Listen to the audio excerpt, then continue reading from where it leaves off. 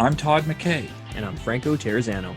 And this is the Canadian Taxpayers Podcast. We're dedicated to lower taxes, less waste, and more accountable government. And today we're going to talk about the Trudeau government's magic math when it comes to carbon taxes. And in Wastewatch, we're going to talk about the city of Montreal using tax dollars to make fake snow. Now, listen, I haven't spent a ton of time in Quebec. I've visited a few times, really enjoyed it. If it's in the winter months, I have not noticed a shortage of snow there, but somehow taxpayers got on the hook for a bunch of snowmaking. But okay, coming back to you, Franco.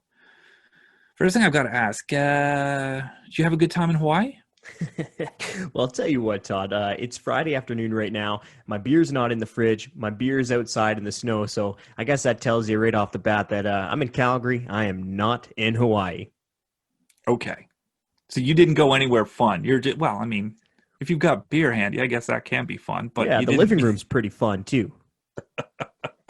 All right. So politicians in Alberta in particular, but there's been politicians and bureaucrats all across the country. They've been taking just a huge beating because they've been telling all of us, stay at home, don't go anywhere. We've got a pandemic. You got to stay home. Don't even visit your family and friends during the Christmas holidays. And then some of them are flying to Hawaii, to Mexico, all over the place, posting pictures on social media of all stupid things. And people are losing their minds. You know, it's one thing to sacrifice and not see your family and stuff during the holidays. It's another thing to see the guy telling you to do that, smiling and waving from a beach somewhere. So all over the place, a lot of people are saying these guys got to go. Anybody who is that hypocritical should lose their job. Others are saying, listen, the rules are the rules. You might not like it, but it is what it is. Let's not get too crazy. I thought you took a really interesting angle on this whole issue and took it to, frankly, a more productive place than I would have been just ranting about it. Where have you been going on this?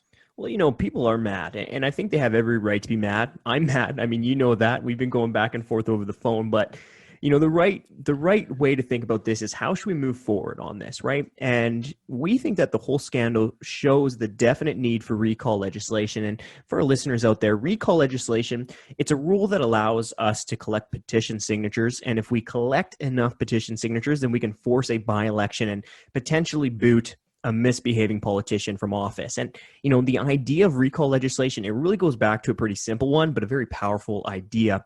And it's that the people are the boss, not the politicians, right? So if we're the boss, then we should always have the ability to fire misbehaving politicians, you know, whether they're jacking up taxes during the middle of a pandemic, whether they're dipping their hands into the taxpayer cookie jar, as so many so often do, or whether they're failing to follow the advice that their governments are giving to others. But, you know, as it currently stands, especially here in Alberta where I am, voters have to wait until 2023 to hold these traveling politicians accountable. Yeah, and I think it's really important to look at that boss-employee concept. You know, politicians, they're out there, they've got authority, they've got power, and all of these things. It's easy to put them on a pedestal like they're running the show, but that's not the way it is. It's the people who are the boss. The politicians work for us. We have to keep that in mind. And it's not just something we need to do every 4 years. We need to hold them accountable all of the time. And there needs to be consequences if the boss decides to make a stand. So in this kind of a situation, it really is up to the people in those ridings to decide what to do. It shouldn't be you and me who are firing somebody else's employee. It should be the boss who's firing that employee if they want to do it, or reprimand them, or pat them on the back and tell them they're doing a great job. Anyway, it's up to the employer to deal with the employee, and in this case, the politician is the employee. And recall legislation gives the boss the chance to do that in giving the people the chance to reprimand their own politicians if that's what they want to do. But okay, you mentioned that there isn't recall legislation in Alberta. But it's the big Alberta idea in a lot of ways. It was at the heart of the Reform Party movement back in the day. Where does the recall idea stand in Alberta right now? Well, I love it when you say that because, yeah, recall is definitely a very Albertan thing. And now Premier Jason Kenney, yeah, he used to be a Reform MP. When he was campaigning in 2019, he promised Albertans recall legislation. Here's what he actually said on the campaign trail.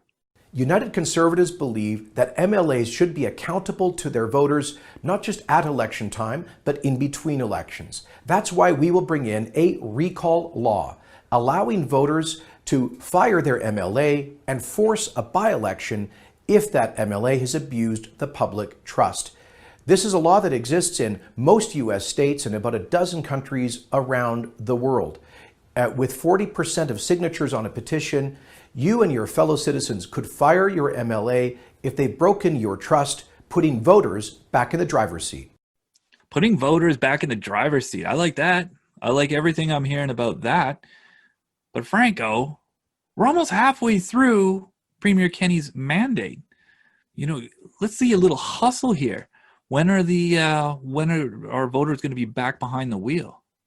Yeah, I mean, we're almost halfway through this thing. So, I mean, there's really no time like the present for Premier Kenney to actually get recall legislation passed. And, we actually did have a private member's bill for recall legislation earlier on, but that died on the floor. But we have been really up in the pressure here on recall legislation, especially in the wake of this travel scandal. And after all the pressure that we've been putting on and all the pressure that our supporters have been putting on, Kenney finally said that he would definitely be passing and bringing forward recall during this upcoming session. This is actually what Kenney said on Facebook Live not too long ago. When will that recall legislation be going through? This upcoming winter session of the legislature, the government will be introducing, and the legislature will be passing Alberta's, I was going to say first, but actually second recall law. There actually was a recall law here in the 20s and 30s that was repealed. Yep. So we're definitely going to keep holding Kenney's feet to the fire to make sure that he actually lives up to the promise and that recall legislation is implemented in a way that actually lets taxpayers to force a by-election. And listen, this is a big step forward for the Canadian Taxpayers Federation. And make no mistake, this happened because CTF supporters and many others were absolutely lighting politicians on fire and telling them that this has to be done. So it's a good step forward. We want to see that legislation actually get passed. And we need to keep pressure on governments across the country. It's not good enough to just do it here or there. It needs to happen right across the country. Yeah, that's a great point, especially because recall legislation, we said it's a very Albertan thing, but it needs to be a very Canadian thing. And we've actually had recall legislation in Canada. We have it in British Columbia. It's been there since about the mid-90s, and it's been successful. There was one successful recall campaign. Constituents found out that their MLA was sending fake letters to the editor. They were pretty ticked off about that, and rightfully so. And the MLA had to step down when he saw the writing on the wall. But by-elections, that's important, but it's not the whole thing, right? It doesn't take a PhD in psychology to realize that a politician will think twice before blowing taxpayers' money if they might have to face the voter tomorrow rather than in 4 years. And recall, it's something that would definitely increase accountability all across Canada. So it's something that we need to push for both provincially and also at the federal level. More accountability is always a good thing. When politicians are worried, when they know their accountability standards in place, that can keep them on the straight and narrow. And when they wander off, well, then you've got a tool to give them some consequences. Listen, if you want to know more about this, Franco published a column in the Edmonton Sun on recall legislation. It's in the show notes. There's a link there, so check that out. And next, we're going to check in with our Ontario Director, Jasmine Moulton. She's been looking at some of the math on the Trudeau carbon tax. Doesn't seem to be adding up. It's time for Deep Dive, the part of the show that we dive into the important issues that Canadian taxpayers need to know about. I'm Franco Terrazano, and I'm going to be speaking with our Ontario Director, Jasmine Moulton, about an infuriating new report from the Environment Department that proves Trudeau's carbon tax was, surprise, surprise, not revenue neutral last year. Jasmine, let's blow the lid off this thing. Why don't you tell our listeners what the report says? Well, Franco, this was a damning report because it completely undermines the line Trudeau's been using all along to get away with his carbon tax scheme. He told us it would put more money back in our pockets. But now we see, and this is thanks to the government's own numbers, that Trudeau's carbon tax wasn't even close to being revenue neutral last year. The report shows it actually took hundreds of millions of dollars more out of taxpayers' pockets than was rebated in the 2019 fiscal year. There you have it, folks. Documented proof that the carbon tax was not revenue neutral last year. And, it's bad enough that the Trudeau government, his party, has been lying to us about carbon taxes. But, the timing. It's the timing that really makes this situation much worse because struggling families could have really used that cash in their pockets this year. So, Jasmine, this brings up the question, how much exactly more did the feds take from our pockets? If we look at my province of Ontario, for example, the federal government took close to $1.9 billion out of Ontarians' pockets through the carbon tax, but only rebated about $1.6 billion back. So the discrepancy was $218 million that they took, but never rebated. And that money's still sitting in government coffers. And that's $218 million from Ontario alone. But there are currently 4 provinces in total where the feds have imposed their carbon tax. $218 million from Ontario alone. Like, that is a massive screw up. We're not talking about a few dollars and cents here. And, it really shows that the feds had just no idea just how costly the carbon tax was going to be, which I guess is another problem in and of itself, showing just how disconnected from reality some of our politicians in Ottawa really are. But Jasmine, let me play a little bit of a devil's advocate here on the show. What if the feds try to clean up their big old mess here by rebating extra money in the future years, right? So what if Trudeau's like, okay, Ontario, we're going to make your rebate checks bigger than planned next year to give you back that $218 million that we overcharged you on. What do you think about that? Let's just say I have trust issues when it comes to this government and its claims about the carbon tax, and for good reason, because before the last election, former Environment Minister Catherine McKenna said that the government wouldn't raise taxes, the carbon tax, past $50 per ton. They won the election, and now we see it's going up to $170 per ton. And when it comes to their promise that it would be revenue neutral, now we already know that they broke that promise last year. So will they make good on their promise to rebate back the excess in the future? Let's just say I'm really skeptical. The feds modeled their carbon tax after the one that was introduced in British Columbia back in 2008. And to get that passed, BC also promised that its tax would be revenue neutral. But by 2017, the province had completely abandoned all attempts to make the tax revenue neutral. And instead, they used the new revenue stream to fund, quote unquote, green initiatives. Given that Trudeau announced $15 billion in new unfunded spending alongside the carbon tax hike, they're going to need to find that cash somewhere else. You raised a bunch of good points there. So first, the idea that a carbon tax is going to be revenue neutral, that reminds me of the old adage of beware of the wolf in sheep's clothing. I think it really is magic math to think that politicians are going to tax us and then give us rebates back so that we're all better off. We're not going to tax and rebate our way to prosperity in Canada. And, I'm also glad you brought up the point of Trudeau's massive carbon tax hike that we heard about just before Christmas. Now, in Alberta, our environment minister came out and said that could cost Albertans up to 100,000 jobs. So if you're one of those 100,000 Albertans who lose their job, well, guess what? I don't think Trudeau's rebate is really going to make you that much better off after you just lost your livelihood. But now there's also another thing that we need to unpack from Trudeau's Christmas present to taxpayers. Not only is he massively increasing the carbon tax, but in his announcements, he also buried down a second carbon tax that's going to be on top of his first carbon tax. So Jasmine, why don't you unpack that one for us? Sure. So as a quick refresher for our listeners, in case you haven't yet heard, Trudeau's second carbon tax basically puts regulations on the carbon content in fuel. And it's going to make life way more expensive because it's going to be charged in addition to his first carbon tax. And so far, we haven't heard any indication from the government that this will be rebated. So between the two of them, that could add up to 50 cents per the cost of each liter of gasoline at the pumps by the time 2030 rolls around. Let me just recap that. so far as we know, there's going to be no rebate for Trudeau's second carbon tax. So hold on to your wallets on that one. But Jasmine, I'm really glad you brought up the price at the pumps, because that really gets to the heart of why Trudeau's first tax never has been and never will be revenue neutral. So why don't you fill our listeners in on that? Sure. So governments are cashing in big by charging you sales taxes on top of the carbon tax every time you fill up at the pumps. So depending on which province you live in, you could pay up to 6 different taxes every time you go to fill up. Now, the second carbon tax brings that number up to 7. And provincial and federal sales taxes are charged on top of Trudeau's first and second carbon tax. So you're paying taxes on top of taxes at the pumps. Now, that's a huge problem, but that's why the carbon tax is not, never has been, and never can be truly revenue neutral.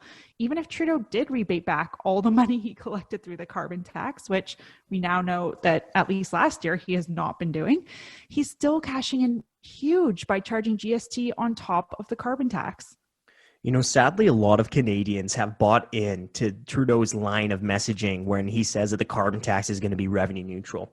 But that right there, that's why it's so important for our listeners to help spread the word and get the truth out that this tax is about taking more of our money and putting that money in government coffers. So how much do you figure, Jasmine, that the government is actually making off of this cash grab? Well, the federal government's GST is currently set at 5%. According to the Environment Ministry's report, the feds collected over $2.6 billion across 5 provinces from the federal carbon tax in 2019-2020. So that means that the federal government collected at least $132 million in GST, the sales tax it charged on top of its first carbon tax alone. And that number will only continue to go up as the carbon tax gets more and more expensive. But the carbon tax money grab doesn't even stop there, because some provinces have their own sales tax. So in Ontario, for example, the province's portion of the GST charges 8%. So Ontarians paid 13% total in HST, which works out to about $243 million in sales taxes alone on top of the carbon tax last year. Well, you know, we've been highly skeptical of Trudeau's magic math on the carbon tax for a long time, but now we have the proof. Trudeau's carbon tax was not revenue neutral last year. Now, I know our listeners are going to want to read up more on this, so we're going to include a link in the show notes on an op-ed that we wrote on this issue. And we're also going to include a link in the show notes to our petition to stop Trudeau's second carbon tax. Now, we need all hands on deck to fight Trudeau's first carbon tax. We also need all hands on deck to fight Trudeau's second carbon tax. So go to the show notes, sign the petition, and share it with your friends and family. It's time for Wastewatch. This is the part of the show where we make fun of the dumb things governments are spending your money on. We've got Renaud Broussard here. He's our Quebec director. And Renaud, I don't know how to say this politely, but you seem to make a lot of appearances in the Wastewatch parts of the show. You know, I don't want to, I see a little bit of a pattern. Well, I think my politicians are actually each trying to one up themselves in order to get the next Teddy. That's what I think this is at this point. It's a bit crazy, but you've got a really crazy one for us today. Tell us what you've got. Well, Todd, you'd think Montreal had more than enough snow every year without City Hall blowing taxpayers' money on snowmaking equipment. And yeah, that's exactly what it did over the holidays. Despite Montreal getting over 80 inches of snow on average each year, that's over 2 meters of snow. That's a whole lot of snow. Well, city bureaucrats and politicians got a little bit tired of waiting, and they decided that they had to step in and start using taxpayers' money to blow artificial snow on a bunch of sledding hills in municipal parks last December. You know, it's crazy. They say, nothing in life is free. But in Canada, one thing you can generally get without paying too much is snow. Snow. It literally comes down from the sky. Usually when municipalities are talking about snow, they're talking about snow removal. Usually people are yelling at them because the streets aren't cleared fast enough, and the politicians are wringing their hands saying, I don't know where we're going to find the money to clear out all this snow. And yet in Montreal, you've got politicians using taxpayers' money to make snow. Right? And this is the thing, like nearly every year, Montrealers get all these news stories about either the city government fearing that it's going to run out of money to actually clear snow, or sometimes that they're so close to actually running out of money for snow removal that they'll just like not do any snow removal for anything short of an actual blizzard. And this year, the cash crunch is even worse. You know, with the pandemic, every single municipal politician out there has been crying poor, asking the feds and the province for more cash. And to see them spend taxpayers' money on snowmaking, of all things, mere months after crying poor, it just doesn't make any sense. Like, Montreal is one of the world's snowiest cities. Snow is pretty much the one thing we should not fear running out at like anytime soon. And yet they're spending money on all this snowmaking equipment. It's absolutely crazy. It sounds like, to me, it sounds like equivalent to, you know, Saskatchewan politicians paying to make more wind somehow, or like maybe Vancouver paying for more rain. Like, we already got quite a bit of this. We maybe don't need more snow in Montreal, but okay. All right. So we always ask ourselves, what were they thinking? And yeah, let's just be honest about it. We have a lot of fun making fun of them, because like, what in the world were they thinking? But in this case, you got into it on Twitter with the mayor's office. You let them have it. They came back hard. I mean, I'm not saying it's like the biggest Twitter fight in the world, but it got a little heated. Well, warmish, at least warmish. So what was the scrap like? What happened there? Well, that's the thing. The whole exchange was crazier than you and I could imagine. So when I tweeted about it, pointing out how nonsensical it was to, once again, use taxpayers' cash to make snow in the 10th snowiest city in the country, well, the mayor's director of communications was having none of it. He basically said something about how this was needed because of climate change, which there's a lot of things needed about climate change, but I'm pretty sure snowmaking should be at the very bottom of the list. But he also said that if the CTF was okay with private sector ski resorts making snow at their own expense, we should of course be okay with City Hall using taxpayers' cash to make some snow. It's where you wonder whether these guys even read over their tweets before they hit send. Like, there's lots of things people do with their own money, a private business or a private. If you want to make snow in your backyard and pile it up to the roof, hey, fill your boots. You do what you want to do. But this is taxpayers' money, and you're using it to make snow in one of the snowiest cities in the country. It's just bizarre. It's just absolutely bizarre. Absolutely. And the whole thing is just so ludicrous. And to find City Hall doubling down and comparing itself with private sector ski resorts just shows how disconnected from reality these people are. You know, it kind of reminds me of that story we did a couple of years ago about the federal government spending millions of dollars on a skating rink on Parliament Hill. At the time, all the bureaucrats and politicians in Ottawa thought, you know, Canadians are going to be okay with spending $8.2 million of their money to build a temporary refrigerated skating rink less than 100 meters away from the world's longest skating rink. Well, it turns out that Canadians were not okay with this. And our supporters played a large part in making politicians understand that spending all that money on such an useless skating rink was unwarranted. It's like whenever these politicians see an opportunity to spend money, they don't even stop to consider whether or not they should, and, you know, if that money would have been better spent if it was left in taxpayers' pockets in the first place. But you know what's the kicker? See, you always get to this part. Whenever you come on, you've got one of your stories. You've got like thing after thing of craziness in a story from Quebec. And then there's always like a surprise kicker at the end. So, okay, what's the kaboom on this one? What's the kicker on this one? Well, less than 24 hours after it was first reported that City Hall was using snowmaking equipment, well, there was snow falling from the sky. We got 10 centimeters of snowfall less than 24 hours after. Within 5 days, we'd get double that. So these guys spent money on snowmaking, even though it was completely and totally unnecessary.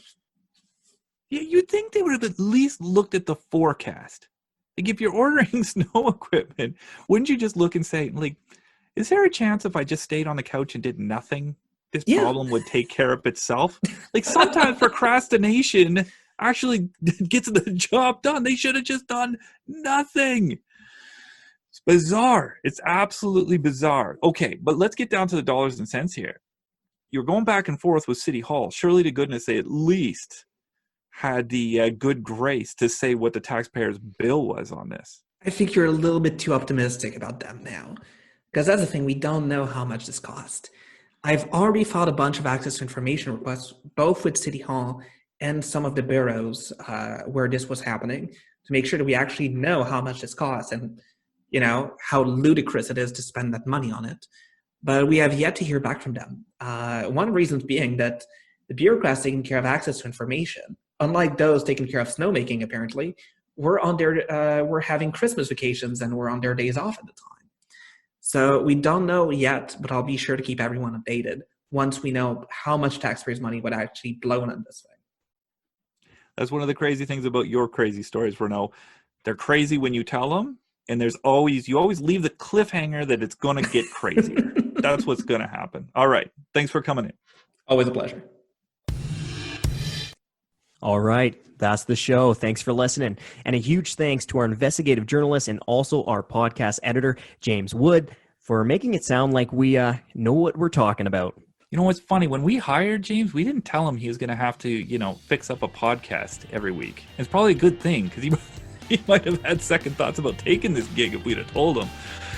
In any case, he's doing a great job. Thank you to all of you for listening. Please let people know about the podcast. We need to talk to more people. We've got some big issues in the country. We need to work on that together. And we'll talk to you again next week.